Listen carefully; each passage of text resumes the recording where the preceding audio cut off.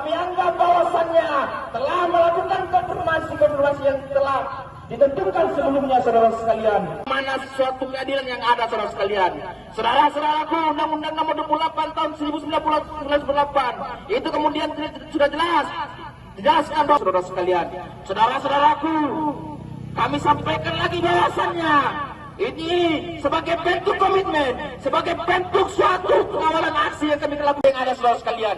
Jangan pernah memandang siapa korban dan siapa itu pelaku, saudara sekalian. Bahwa korban di sini hari ini menuntut suatu namanya keadilan, saudara sekalian. Saudara-saudaraku, saya sampaikan kembali bahwasannya suara-suara ini tidak pernah engkau bersambayakan karena di saudara sekalian. Ayo teman-teman, tunjukkan bahwa kehadiran kita di sini ini adalah sebagai bentuk ketidakpastian hukum yang ada di. Itu yang bisa saya sampaikan awal dari ini. Saya kembali. Assalamualaikum warahmatullahi wabarakatuh. Sambut salam saya, salam perjuangan, salam cinta. Adalah salah satu bentuk perjuangan kita. Adalah salah satu bentuk bagaimana memperjuangkan daripada hak-hak kita. Sebab hukum hari ini menjadikan memberikan daripada hak-hak kami. Kami di sini korban untuk bagaimana memperjuangkan daripada hak-hak kami, kawan-kawan. Saudara-saudara, hari ini kita lari, kawan-kawan. Apakah kita hari ini sepakat dengan putusan-putusan hakim yang kemudian diberikan terhadap kawan? Saya rasa tidak, kawan-kawan. Sebab hari ini salah satu bentuk penyelesaian hukum. Di pihak kuasa hukum korban edisi PS, ini sudah kali keempat kami melakukan demonstrasi di Pengadilan Negeri Bekasi. Kali keempat ini dengan masih tuntutan yang sama. Tuntutan yang sama, yakni Pengadilan Negeri Bekasi harus menjalankan putusan Pengadilan Tinggi serta sita eksekusi dan penetapan sita eksekusi yang hari ini kami sudah kali keempat ini kami datang ke Pengadilan Negeri Bekasi ini. Apa aja Bang itu, Bang? Yang pertama itu kami meminta kepada Pengadilan Negeri Bekasi bahwa berdasarkan putusan Pengadilan Tinggi hari ini bukti kami bawa sampai hari ini Pengadilan Negeri Bekasi tidak pernah menjalankan isi daripada putusan Pengadilan Tinggi maupun penetapan sita eksekusi yang sudah keluar serta berita acara eksekusi. Nah, dari penetapan dan berita acara sita eksekusi ini seharusnya kami dengan para korban edisi PS yang hadir bersama-sama dengan kami 53 orang. Sebenarnya sih mudah saja. Pengadilan Negeri Bekasi tidak mau menjalankan isi daripada penetapan sita eksekusi maupun berita acara eksekusi ini. Alasannya karena masih ada tindak pidana pencucian uang yang masih dijalankan. Masih sidang TPPU dari pihak owner, yaitu saudara Muhammad Yusuf. Sebenarnya kalau kami dari pihak korban, pihak kuasa hukum korban tidak tahu soal pidananya. Kami hanya meminta Pengadilan Negeri Bekasi untuk menjalankan berita acara sita eksekusi. Itu yang kami minta.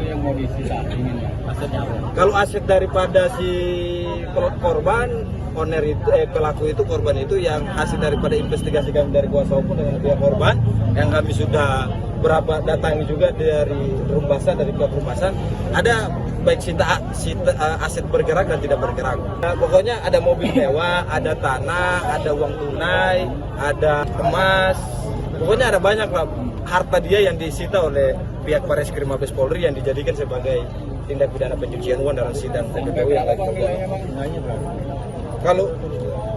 kalau untuk nilai asetnya itu kita belum konfirmasi, tapi kami hanya mau mengkonfirmasi kepada pihak-pihak teman rekan wartawan bahwa total kerugian kami dari pihak korban 53 korban ini sebesar 372.173.450.178 rupiah. Ini hanya 53 korban kita yang mengalami kerugian dari total investasi ke edisi case itu. Nah, ini data-data semua dari pihak korban, semua ada di kami semua. Yang kemudian telah dirampas oleh daripada Pengadilan Negeri Kota Bekasi. Ada apa sebenarnya yang terkait dalam Pengadilan Negeri Kota Bekasi, kawan-kawan?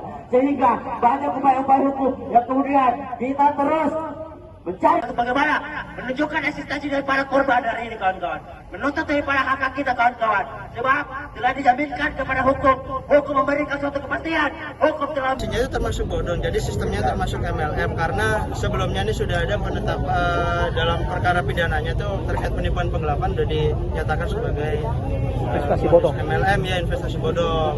Kemudian berlanjutlah untuk pemeriksaan perkara TPPU. Intinya kami akan tetap mengawal teruslah perkara ini.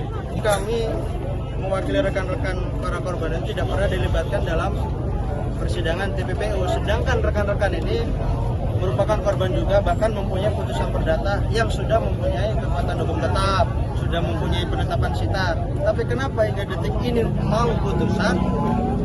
Minimal kita dipanggil sebagai saksi. Kita sudah berusaha waktu itu mengajukan penggabungan gugatan, harapannya biar kami menjadi pihak juga dalam persidangan, tapi ditolak oleh hakim tanpa ada alasan yang jelas, tanpa ada dasar hukum yang jelas.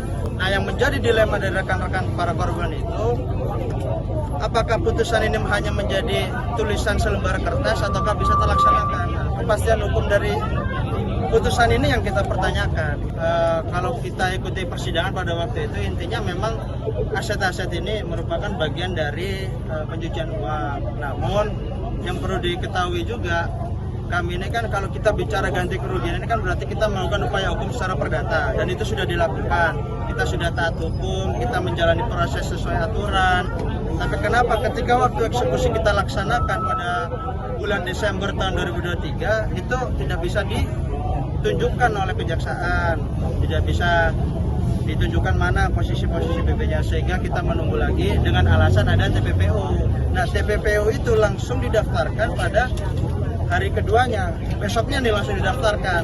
Nah, itu kan yang menjadi kejanggalan dari kita. Kenapa nih gitu? Indikasinya apa? Nah, kami kalau mitigasi kan masih belum bisa tahu nih apa nih. Ada yang jelas, ada keganjalan yang perlu menjadi pertanyaan. Terus dalam proses persidangan TPPU kita mengajukan gugatan penggabungan gugatan ganti kerugian tidak diterima, kita ajukan aksi diterima juga. Ya, kita tampung aspirasinya. Tapi tidak ada kepastian lah bagaimana nih gambarannya kayak ke depan. Bahkan hari ini pun pihak pengadilan tadi kita masuk juga tidak ada yang bersedia menemuinya. Nah, ini kan menjadi semakin membuat gelisah para korban. bahwa perlawanan ini dilakukan sekali. Kita telah melakukan upaya untuk negeri Kota Bekasi. Saya tekankan dengan lantang lagi kepada Pengadilan Negeri Kota Bekasi untuk lakukan, telah banyak kita menyurati terhadap instansi-instansi penegakan hukum mengeluarkan suatu putusan yang ingkrah bahwa hak